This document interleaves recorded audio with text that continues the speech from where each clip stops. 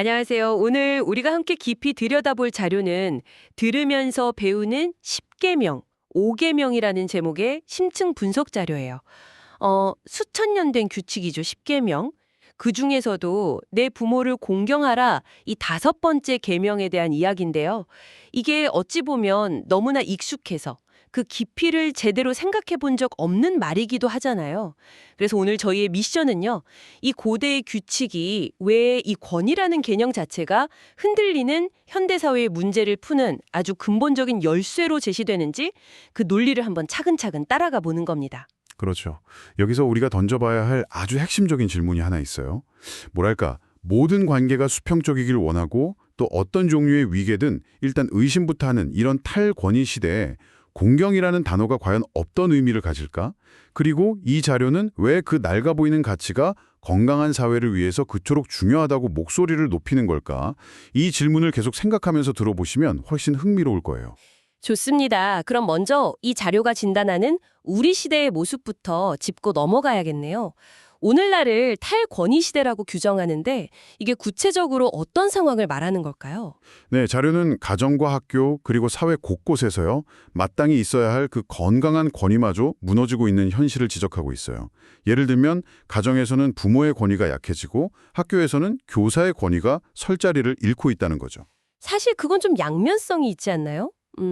과거의 그 권위주의적인 모습에서 벗어나서 더 평등하고 자유로운 사회가 되어가는 뭐랄까 긍정적인 신호로 볼 수도 있을 텐데요. 물론 그런 측면도 분명히 있죠.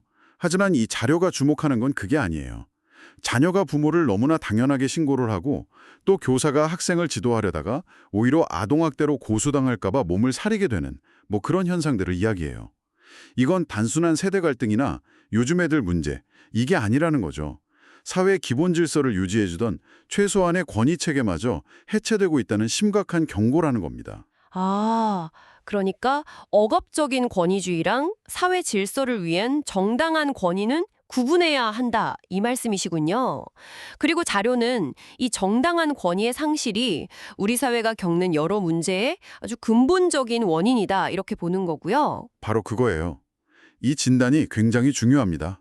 왜냐하면 이 문제의식을 이해해야 왜 5계명이 단순한 윤리적 조언을 넘어서는 사회적 처방전으로 제시되는지 그게 비로소 설명되기 때문이거든요. 무너진 질서를 어디서부터 다시 세울 것인가? 그 답을 바로 가정에서 찾고 있는 거죠. 알겠습니다.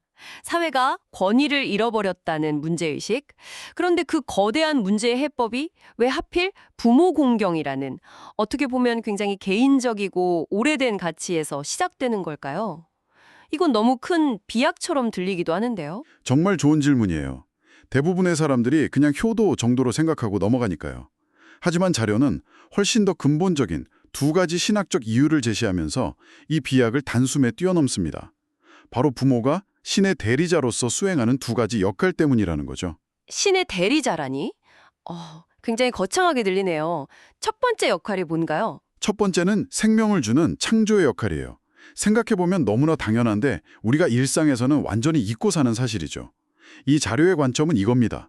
부모님은 당신에게 생명을 주심으로써 신의 창조 사역에 직접 동참한 유일무이한 대리인이라는 거예요. 아, 당신의 존재 자체가 하나의 기적이고 그 기적이 세상에 나올 수 있도록 통로가 되어준 분들이 부모님이기 때문에 그분들을 공경하는 건 생명의 근원에 대한 마땅한 존중의 표현이다. 이런 논리군요. 자료에 나온 비유가 정말 재밌으면서도 인상 깊었어요. 맛있는 치킨 비유 말씀하시는 거죠. 우리가 맛있는 치킨을 먹을 수 있는 것만 해도 부모님께 감사해야 한다. 이 말이요. 네. 처음엔 좀 뜬금없다고 생각했는데 곱씹어 보니까 핵심을 딱 찌르더라고요. 우리가 일상의 소소한 즐거움이나 불만에 매몰돼서 가장 근본적인 사실을 잊고 산다는 거잖아요. 치킨의 맛을 느끼고 햇살의 따스함을 느끼고 음악을 들을 수 있는 이 모든 경험의 전제 조건, 즉 살아있음이라는 선물을 부모님으로부터 받았다는 사실 말이에요. 맞아요. 이건 감사를 재정의하는 거예요. 무언가를 해주셔서 감사한 게 아니라 이 모든 경험의 가능성 자체를 주셨다는 것에 대한 감사. 그것이 바로 자료가 말하는 공경의 첫 번째 기둥인 거죠. 이건 단순한 생물학적 사실을 넘어서는 영적인 차원의 인식이라는 겁니다. 생명을 주신 대리자, 이건 정말 강력한 개념이네요. 그럼 두 번째 대리자로서의 역할은 양육과 교육이라고 하셨죠. 그런데 이 부분은 좀 더 복잡하게 느껴져요. 솔직히 나는 부모님께 배운 것보다 책이 난 스승 혹은 사회생활을 통해 더 많은 걸 배웠다고 생각하는 사람들도 많을 텐데요. 자료는 이런 생각에 대해 뭐라고 하나요? 아주 중요한 지점이고 자료도 그 부분을 직접적으로 다룹니다. 우리가 생각하는 교육은 보통 지식 교육이잖아요. 하지만 자료가 말하는 건 사람답게 살아가는 법에 대한 가장 원초적인 교육이에요. 뭐 숟가락질하는 법부터 시작해서 사회 구성원으로 기능하는 데 필요한 아주 기본적인 규칙과 가치관을 처음 배우는 곳이 바로 가정이라는 거죠. 그래서 자료는 나는 혼자 컸다는 생각이 사실은 아주 큰 착각일 수 있다고 단호하게 이야기해요. 그 주장을 뒷받침할 만한 근거도 있나요? 네, 이 부분이 아주 설득력이 있어요. 수많은 사회과학 연구들을 인용하는데요. 정치적 성향이 진보든 보수든 상관없이 한 사람이 성인이 되어서 범죄나 마약 같은 문제에 빠지지 않고 건강한 사회 구성원으로 살아갈지를 예측하는 가장 강력한 단일 변수가 뭔지 아세요? 그게 뭔가요? 바로 안정적인 가정 환경이라는 거예요. 부모가 모두 있는 가정에서 자란 아이가 그렇지 않은 경우보다 훨씬 더 안정적인 성인으로 성장할 확률이 높다. 이런 데이터가 압도적으로 많다는 거죠. 와, 그건 정말 놀랍네요. 결국 부모를 공경하라는 건 단순히 나를 낳고 길러주셨으니 그 빚을 갚으라는 감정적인 요구가 아니군요. 정확합니다. 자료의 논리를 정리하면 이래요. 당신을 한 명의 인간으로 사회의 일원으로 살아가게 해준 그 근본적인 양육과 교육의 역할을 인정하는 행위. 그것이 바로 신이 이 세상에 세워놓은 창조의 질서를 인정하는 첫걸음이라는 거예요. 그래서 부모 공경은 하면 좋은 일이라는 선택사항이 아니라 반드시 지켜야 할 명령의 형태로 주어졌다고 설명하는 거죠. 왜 공경해야 하는지에 대한 두 가지 깊은 이유를 살펴봤네요. 생명의 대리자 그리고 질서와 양육의 대리자. 그럼 이제 가장 현실적인 질문으로 넘어가 보죠. 알겠습니다. 공경해야 하는 건 알겠는데 어떻게 해야 할까요? 자료는 세 가지 구체적인 실천 방안을 제시하더군요. 첫 번째는 아주 기본적이지만 우리가 가장 못하는 것일 수도 있어요. 바로 존경과 감사를 말로 표현하는 것이에요. 자료는 부모님의 경제적 상황이나 성품, 환경에 관계없이 그 존재 자체에 대해 감사하는 마음을 말로 전하라고 계속 강조해요. 아버지 감사합니다. 어머니 고맙습니다. 이렇게 직접적으로요. 쑥스럽고 어색해서 잘 안 하게 되죠. 마음은 있는데 표현은 다른 방식으로 한다고 생각하고요. 그렇죠. 그래서 자료가 이런 말도 해요. 좋은 선물 사드리는 데는 돈이 들지만 감사하다고 말하는 데는 돈 한 푼 안 든다고요. 그 말을 하는 순간 그 어색함을 넘어선 어떤 관계의 변화가 시작될 수 있다는 거죠. 의식적인 노력이 필요하겠네요. 두 번째 실천 방안은 현대인들에게 훨씬 더 도전적으로 들릴 것 같아요. 바로 순종이라는 단어 때문인데요. 맞아요. 순종이라는 단어가 주는 거부감이 분명히 있죠. 자료는 잠언 구절을 인용하면서 가정 내 순종의 질서가 무너지는 걸 사회 붕괴의 징조로까지 봅니다. 하지만 무조건적인 순종은 문제가 될 수 있잖아요. 부모님의 의견이 항상 옳은 것도 아니고요. 그래서 자료가 아주 재밌는 비유를 들어요. 경상도식 애정 표현에 빗대어서요. 저 그거 뭔지 알 것 같아요. 해드릴 거면서 괜히 왜요 하면서 툴툴거리는 거 말씀하시는 거죠. 를 바꾼다는 거죠. 이건 맹목적인 굴종이 아니라 관계 개선을 위한 전략적인 태도로서의 순종을 의미하는 겁니다. 그렇게 들으니까 훨씬 와닿네요. 관계를 바꾸는 태도. 세 번째 방법은 오늘날 많은 이들이 겪는 현실적인 문제와 깊이 관련되어 있어요. 부모님의 생계를 책임지는 것이죠. 네.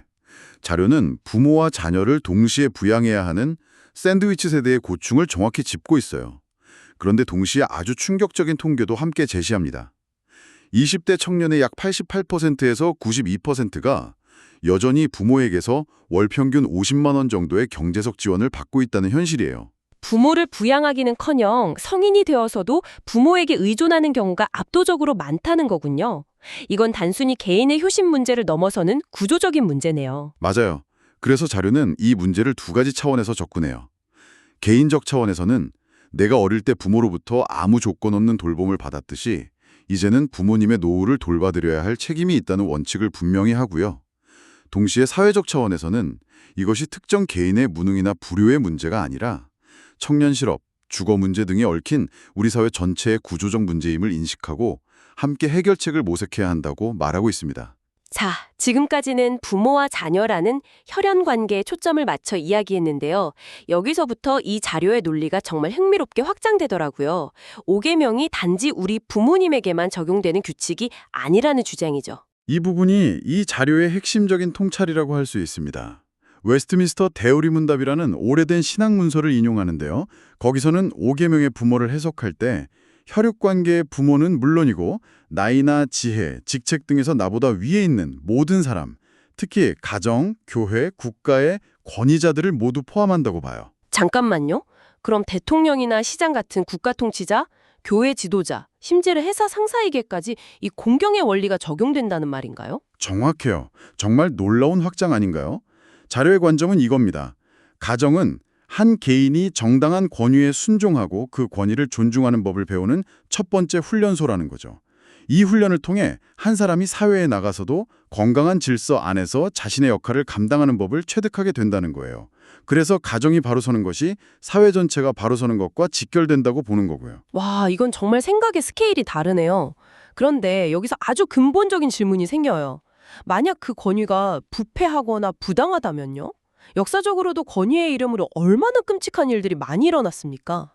이 자료가 말하는 공경이 그럼 부당한 권위에 대한 맹목적인 순종을 의미하는 건 아니겠죠? 정말 중요한 질문이고 자료는 그 부분에 대해 아주 명확하게 선을 긋고 있습니다. 절대 그렇지 않다고요. 이 모든 논리의 대전제는 절대적인 주권과 권위는 오직 신에게만 있다는 거예요. 인간이 가진 모든 권위, 그게 부모든 대통령이든 모두 신으로부터 잠시 위임받은 상대적인 권위에 불과하다는 거죠. 그렇다면 그 위임받은 권위가 잘못된 방향으로 갈 때는 어떻게 해야 한다는 건가요? 신이 허락한 질서 안에서 그 권위에는 순종해야 하지만 만약 그 권위가 신의 절대적인 때는 예를 들어 정의나 공의, 생명 존중 같은 가치에 명백하게 어긋나는 부당한 명령을 내릴 경우 그럴 때는 거부하고 저항할 수 있으며 오히려 그래야만 한다고 말해요. 히틀러의 명령에 불복종했던 목사들처럼요. 이것은 질서 안에서의 건강한 순종이지 불의에 대한 비겁한 복종을 의미하는 게 절대 아니라는 겁니다. 자, 오늘 이야기를 한번 정리해보죠. 내 부모를 공경하라는 이 오래된 계명을 그냥 가족 간의 화목을 위한 조언 정도로만 생각했는데 이 자료는 이걸 권위에 대한 신뢰가 무너진 현대사회에 질서를 회복하는 근본 원리로까지 확장해서 보여주었네요. 그 출발점은 가정이지만 그 영향력은 사회 전체로 퍼져나간다는 거시적인 관점이 정말 인상적이었습니다. 핵심은 이 자료가 제시하는 권위의 근원이 어디에 있는가 하는 점인 것 같아요.